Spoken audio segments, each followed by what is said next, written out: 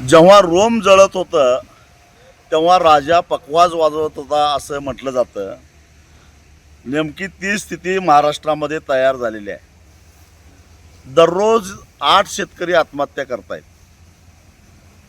शेतकऱ्यांचं ठिबक सिंचनाचं अनुदान 4-4 वर्षापासून रखडलेलं आहे.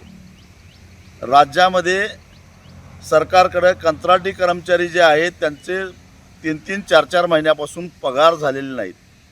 का तर राज्याची आर्थिक स्थिती चांगली नाही.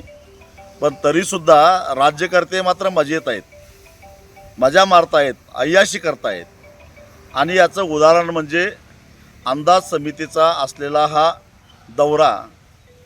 या अंदाज समितीच्या सदस्यांना देण्यासाठी म्हणून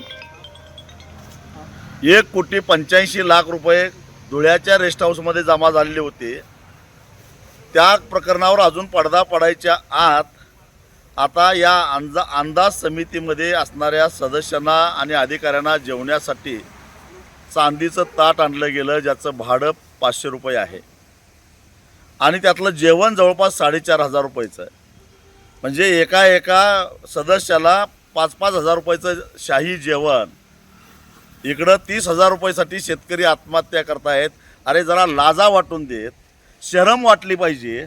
आणि दुसऱ्या बाजूला यांना पोसण्यासाठी हे सगळे लुटारू पोसण्यासाठी 86,000 कोटीचा शक्तिपीठ महाराष्ट्राच्या जनतेवर ते बोकांड्यावर बसवत आहे.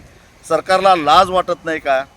खरं तर असंच तुम्ही वागत राहायला लागला तर एक दिवस मला इशारा द्यायचा आहे सगळ्याच राज्यकर्त्यांना.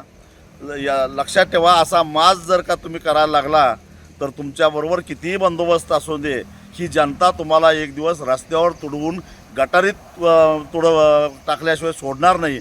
वेळीच सावध व्हा, एवढाच मला इशारा द्यायचा आहे. एबीपी माझा, उघडा डोळे बघा नीट.